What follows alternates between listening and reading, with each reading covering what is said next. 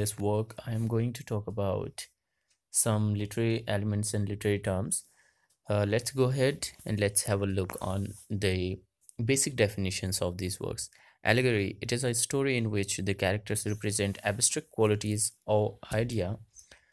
इसमें एक abstract qualities और आइडिया के बारे में हम बात करते हैं या उसमें दिखाया जाता है इसको. For example in westerns the sheriff represent the good and the outlaw represent the evil. Alliteration के बारे में बात करते हैं. The repetition of the first consonant in the group of words in Peter Piper picked a pack of pickle peppers. Alliteration में हम जो first consonant होता है उसका रिपीटिशन हमें देखने को मिलता है. Allusion is a reference to something or someone, often literary. Literary, for instance, we if we use you are trying to instill confidence in a friend and said use the force, that would be an allusion to Star Wars. The verb form of the allusion is to allude. एक reference होता है, it is a reference, okay, to something or someone, often literary. Antagonist, a major character who opposes the protagonist in the story or play. अगर किसी में भी hero के जो opposite होता है we call it villain too. उसे जो सबसे मेजर कैरेक्टर होता है उसे प्रोटैगनिस्ट कहा जाता है. Archetype character who represents a certain type of a person. और example there is example for example Daniel Boone is an archetype of early American retirement. जो एक कैरेक्टर जो कि रिप्रेजेंट करेगा एक पर्टिकुलर टाइप के कैरेक्टर्स को in any society we can say. Next one is assonance. Assonance the repetition of vowel sounds as in days when away. जैसे कि आपने कॉन्सोनेंस देखा था ऊपर, और उसी तरह से हमारे पास एसोनेंस है. कॉन्सोनेंट में हम कॉन्सोनेंट जो साउंड्स होते हैं उनका रिपीटिशन होता है. एसोनेंस में वॉवल साउंड का रिपीटिशन होता है. Atmosphere, the overall feeling of a work which is related to tone and mood. It's easy. Blank verse, unrhymed lines or poetry, usually in iambic pentameter. Plenty of modern poetry is written in blank verse. Blank verse में unrhymed हमारे पास में lines होती है. Characterization, the means by which an author establishes its character. An author may directly describe the appearance and personality of a character or show it through action or dialogue. Characterization, जितने भी characters होते हैं उनकी setting, वो किस तरह से उनको रखा गया है और उनकी क्या क्या importance है, that वो उसे हम पूरा characterization कहते हैं. Climax, the point at which the action in the story or play reaches its emotional peak. जहाँ हमें सबसे ज़्यादा इमोशनल पीक मिलता है किसी स्टोरी का उसे क्लाइमैक्स कहते हैं. Conflict, the elements that create a plot. Traditionally every plot is built from the most basic elements of a conflict and eventual resolution. The conflict can be internal. ये conflict कई तरह के हो सकते हैं. इंटरनल हो सकते हैं और एक्सटर्नल हो सकते हैं. और अगर हम इंटरनल की बात करें तो विद इन वन कैरेक्टर, एक ही कैरेक्टर के अंदर दो तरह के थॉट जब अपोजिट थॉट हो जाते हैं या उसे खुद ही डिसाइड नहीं कर पाता कि वेदर इट इज़ राइट और रॉन्ग, तो उसे हम कन्फ्लिक्ट कहते हैं. जैसे कि आप हैमलेट में भी देख सकते हैं. In the beginning of Hamlet, Hamlet had internal conflict कि जो फादर का उसने घोस्ट देखा था वो सही था या गलत था. Okay, so like that. Contrast, to explain how two things differ. To compare and contrast is to explain how two things are alike and how they are different. ये contrast है कि किस तरह से दो चीज़ों के बारे के बीच के जो डिफरेंसेस हैं उन्हें दिखाया जाएगा. ओके, और या दो चीज़ें एक जैसी हैं या डिफरेंट हैं, इसको शो करने के लिए जो भी सेटिंग होती है या जो भी चीज़ें दिखाई जाती हैं उसे कॉन्ट्रास्ट कहा जाता है. Couplet, a pair of rhyming lines in a poem, often set off from the rest of the poem. Shakespeare's sonnets all end in couplet. Couplet जो होता है वो pair of rhyming lines, अगर आप sonnets में देखेंगे शेक्सपियर के तो आपको couplets मिलेंगी. ये दो लाइनें होती हैं जो कि जो लास्ट का जो वर्ड होगा वो राइम्ड वर्ड होगा. denouement. Sorry, the pronunciation is denouement. So the resolution of the conflict in a plot after the climax. Climax के बाद में जो जो हमारे अंदर जो फीलिंग रह जाती है. It also refers to the resolution of the action in a story or play after the principal drama is resolved, and in other words trying up to loose end or wrapping of the story. Dramatic monologue, a poem which with a fictional narrator addressed to someone identity who identify the audience sorry identity the audience knows but who does not say anything. Dramatic monologue एक तरह से एक poem होती है जिसमें कि एक fictional narrator होता है. वो पूरी स्टोरी की एक स्टोरी की तरह से उस पूरी पोएम को आप लोगों के सामने प्रेजेंट करेगा. Okay, that is called dramatic monologue. इलेजी, a poem morning the dead. अगर कोई इलेजी है या जो ये एक पोएम की कैटेगरी है जिसमें कि जो पोएम किसी डेड पर्सन के लिए लिखी जाती है. And rhyme, rhyming words that are at the ends of their respective lines, what we typically think of as normal rhyme.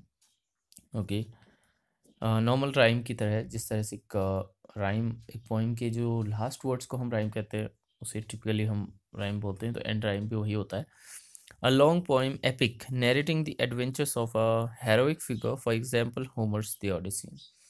Epic एक नैरेटिव होता है जिसमें कि जो कि एक हेरोइक एक्शंस को एक्सप्लेन करता है. जैसे इन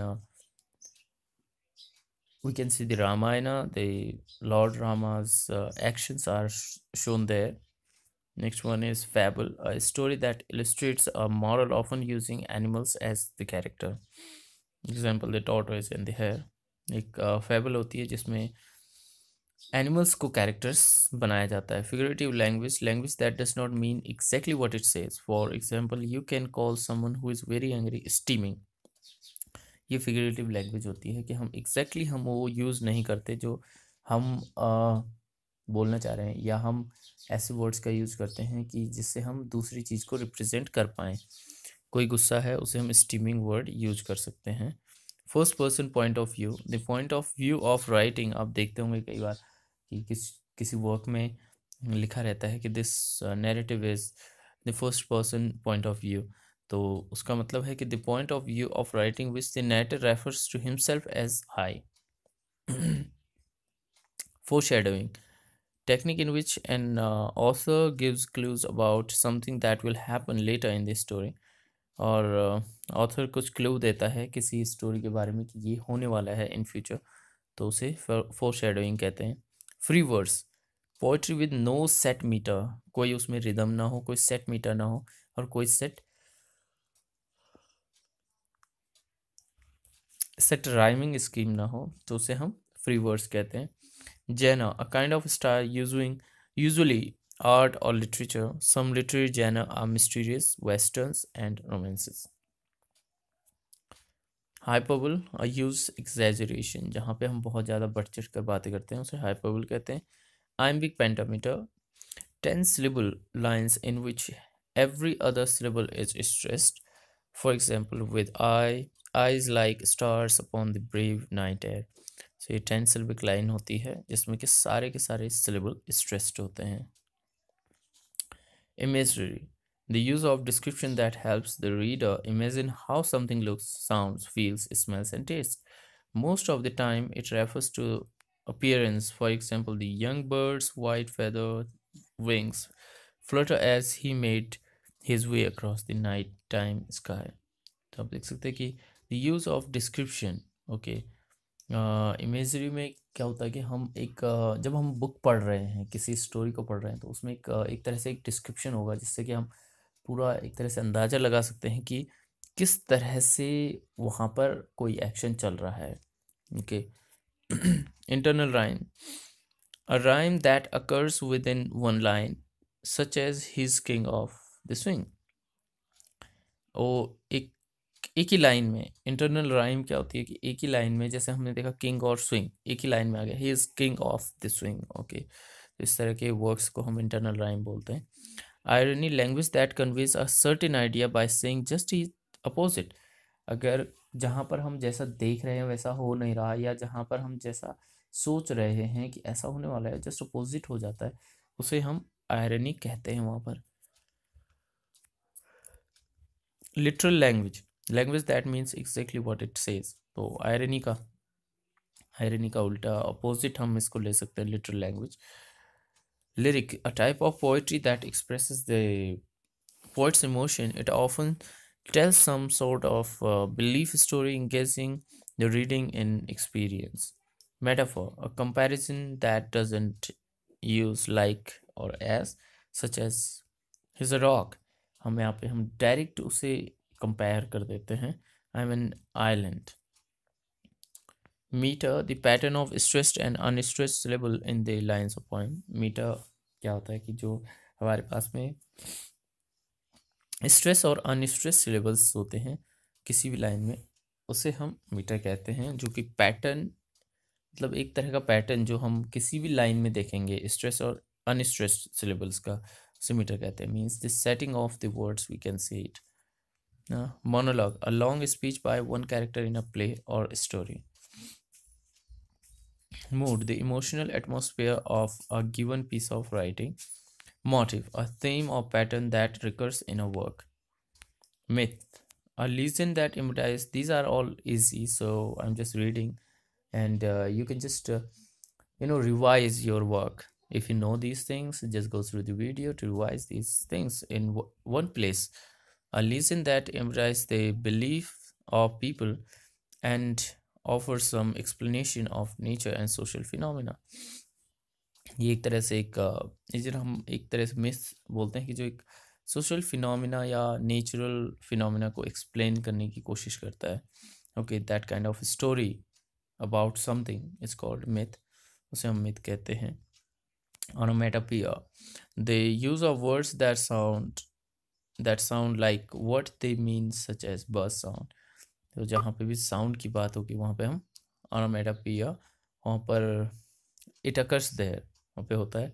paradox, a seeming contradiction, for example, it was the best of time, it was the worst of time, tale of two cities. So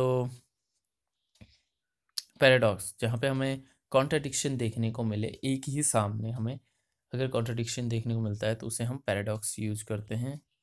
parody, a humorous exaggerated imitation of another work.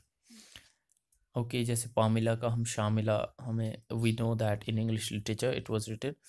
तो parody बना दी जाती है किसी एक बहुत rip off lock की भी पैरोडी है। I have made a video, so you can check it out in my videos for parodies. Okay, in that video I showed you near about 6 parodies, तो आप उसे चेक कर सकते हैं, आप देख सकते हैं उस वीडियो को। तो पैरोडी का मतलब होता है कि जैसे कोई एक वर्क होता है, कोई जेन्युइन वर्क बनता है और उसका कोई मजाक करते हुए कोई दूसरा वर्क बन जाता है, उसी का मजाक बनाते हुए, उसे पैरोडी कहा जाता है। पर्सोनिफिकेशन, वी नो दैट कि जहाँ पे हम इनएनिमेट थिंग को एनिमेट ह्यूमन थिंग्स की तरह डील करते हैं, that is called personification. Plot, the action in the story, and prose, we know this one. Protagonist, hero. Okay, the main character. Pun, the use of a word in a way that plays a different meaning. For example, noticing the bunch of the bananas, the hungry gorilla went ape. So you can see छोटी सी एक line जिसमें कि एक बहुत ही witty line we can say in this pun. It's a kind of witty line. Quatrain होता है 4 line stanza is called quatrain. Rhetorical question, a question not meant to be answered. Why can't we just get along?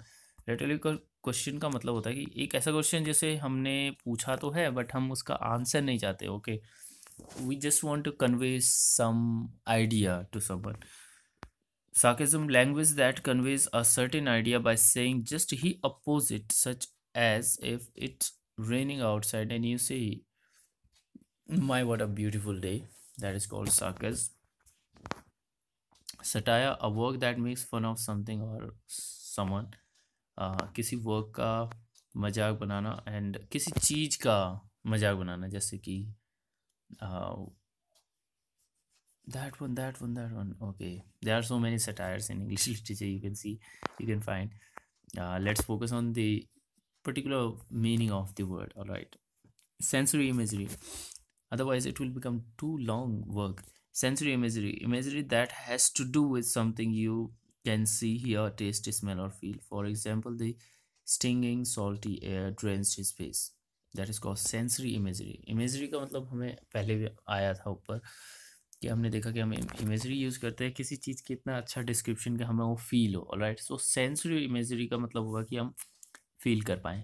Okay, the stinging salty air drenched his face, तो इस तरह से हमें खुद feel होता है कि किस तरह का उसका टेस्ट होगा, वी कैन से। ऑलराइट, और we can feel that. Similarly a comparison that uses like और एज, किसी वर्ड सेंटेंस में आपको एज और लाइक मिलता है, तो my love is like a rose. Solidity, a monologue in which a character expresses his or her thoughts to the audience and does not intend the other characters to hear them.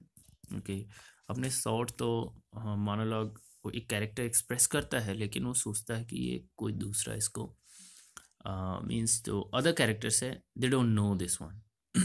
Okay, एक ही stage पे एक character solid की use करने पे, yes audience you know listen to that person, वो उसे सुन सकते हैं। ऑडियंस को पता होता है कि क्या सोच रहा है, ऑलराइट, क्या बोला जा रहा है, बट और कैरेक्टर्स इस चीज़ को नहीं सुनते। Sonnet, a 14-line poem written iambic pentameter, and different kinds of sonnets have different rhyme schemes. There are sonnets, basically these are 14-line poem. Stanza, a section of poetry separated from the section before after a verse paragraph. Verse में paragraph मिलता है। Subplot, a line of action secondary to the main story. Symbolism, the use of the things to represent other. For example, a dove is a symbol of peace, तो इसे हम symbolism use करते हैं। Theme, the central idea of the work. And tone, the author's attitude towards his or her subject. For example, a tone could be pessimistic, optimistic or angry. Voice, the narrative point of view, whether it's the first, second or third person. Thank you for watching, and see you soon in next video. This was kind of revision for you, and we will be taking some more difficult, and we will be going more deep for discussion in these works. So bye bye, take care and see you in next video.